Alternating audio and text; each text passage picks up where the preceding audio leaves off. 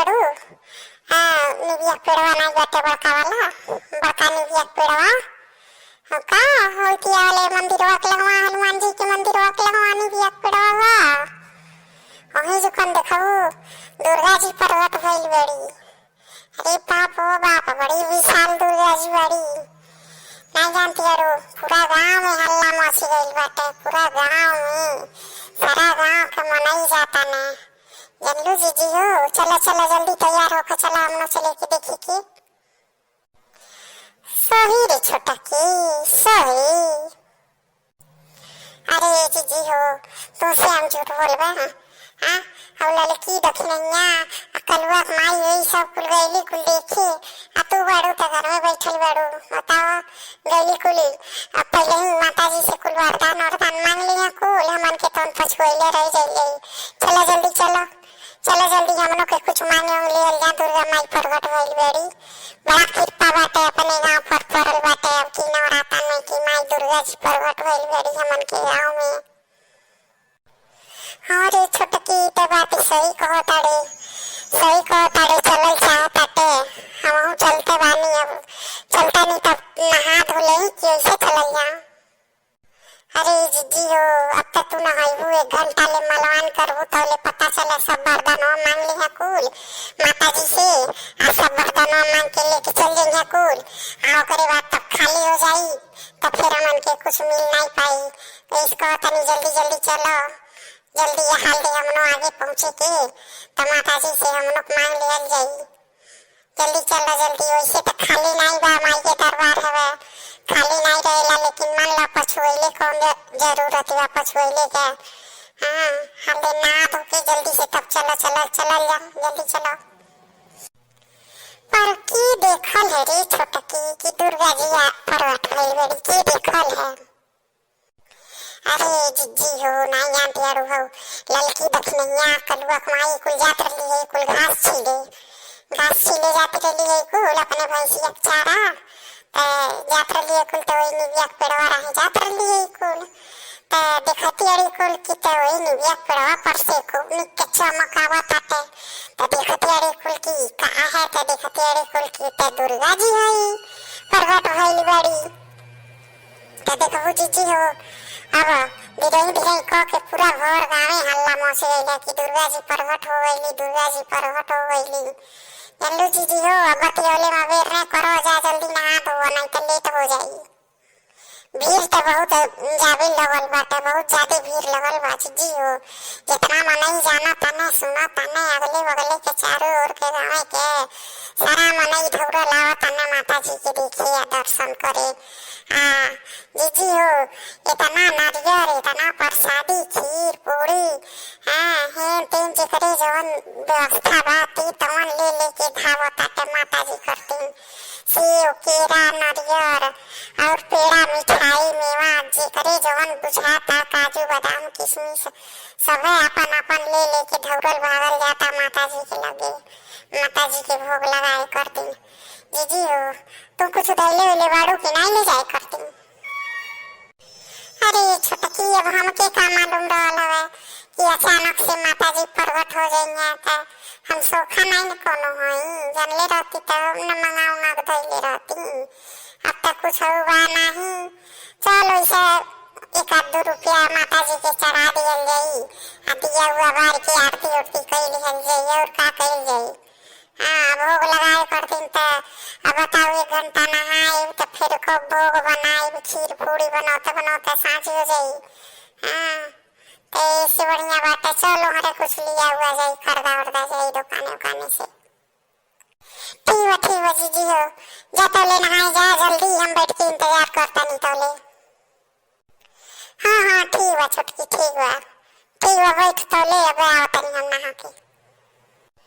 Nivea की डाढ़िया ऊपर सूते शीतल मैया हो तेरी आवाज़ काना हो तेरी आवाज़ काना मैया के दियाली जगाई हो तेरी आवाज़ काना माई के दियाली जगा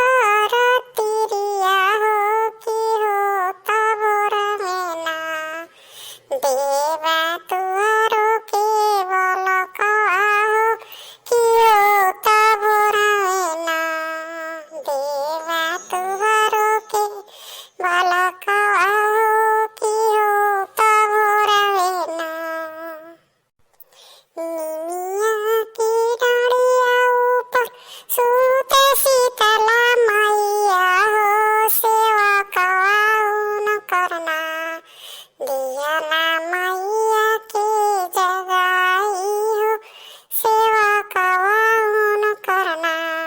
दिया ना मैया के जगाई हो सेवा कवाउन करना।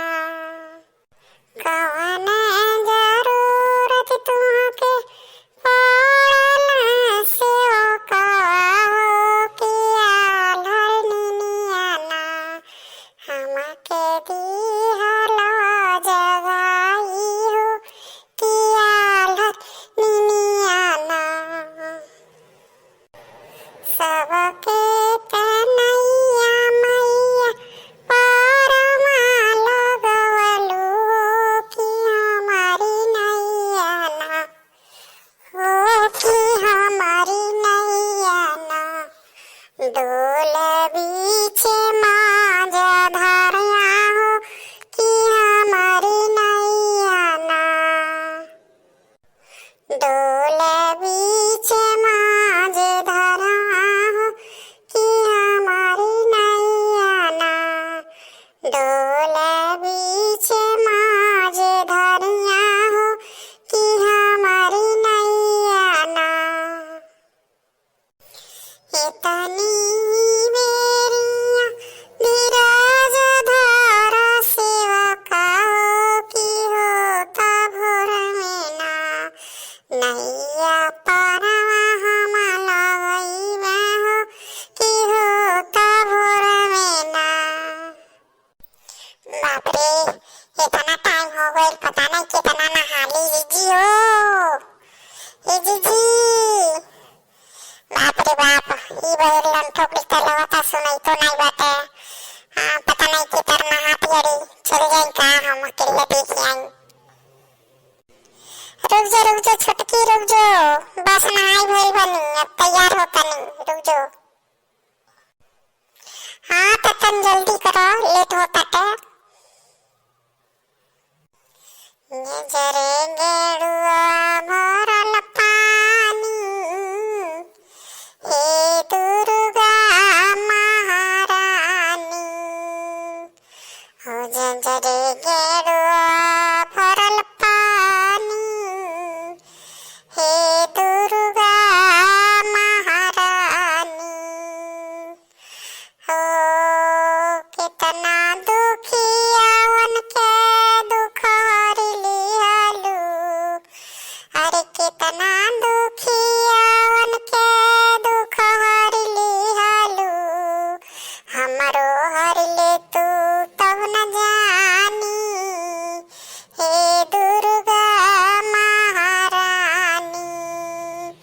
हमरो हरि ले तू तब न जानी हे दुर्गा महारानी। जरे गेरुआ भरल पानी हे दुर्गा महारानी। जरे गेरुआ भरल पानी हे दुर्गा महारानी। हो कितना निरधानियन के धन भर दिहलू। कितना निरधानियन के धन भर दिहलू। हमरो भर दे तू तब न जानी हे दुर्गा महारानी। हमरो भर दे तू तब न जानी हे दुर्गा महारानी। देखो ई जूनी हो गई लेकिन बताओ 3 घंटा से बैठल बानी लेकिन अब ले इनकर सफराई नहीं भइल। बाप हो बाप अब ले 50 मनई नहा भइल डॉक्टर दादा हो दादा। हो कौने बनवा बोले ले कोइलिया कौने बनवा मोर भोले हो। हो कौने बनवा बोले ले कोइलिया कौने बनवा मोर भोले हो। हो मैया मोरी कौने बनवा बोले सहरी सा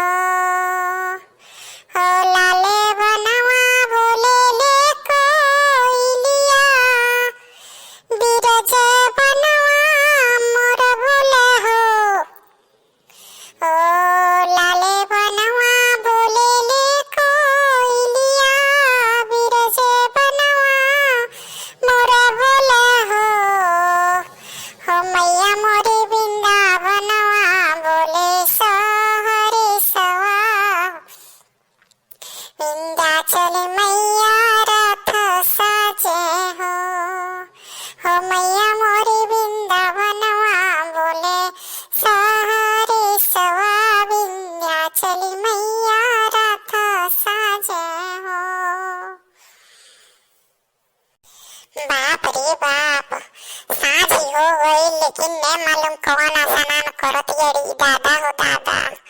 अरे बाप हो बाप रे बेटनी चल जातनी हम अकेले इनकर रोज चली ते ई लगत आटे 2-4 महीना लगवा दिए माई के दर्शन करौले में। ठीक बा दीदी जाता नहीं अब नहीं बैठो बैठो बड़ी अबेर हो गई बाटे। पता चले माता जी दर्शन देके चलू न जा हमें ही बैठले रह जाए।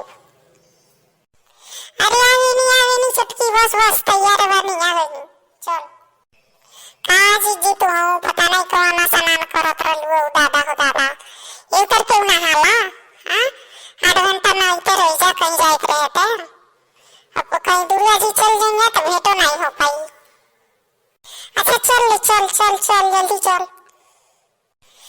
ठीक है भैया लोगन अब हम जाते नहीं लोगन माता जी के दर्शन करे तो लोगन के आए बा ते आ जाइए लोगन। हाँ और कमेंट में तनी बता दिए लोगन माता जी के भजनिया तनी कैसन गौनी है हम अच्छा लगल हुई तो तनी हमारे चैनल को लाइक और सब्सक्राइब जरूर कर दिया भैया लोगन। और चलता नहीं हम माता जी के दर्शन करे जाए हुआ लेट होता है नहीं माता जी कहीं चली हुई है कहीं और जिला में तो फिर मुश्किल हो जाए तब दर्शन पावल हमन के।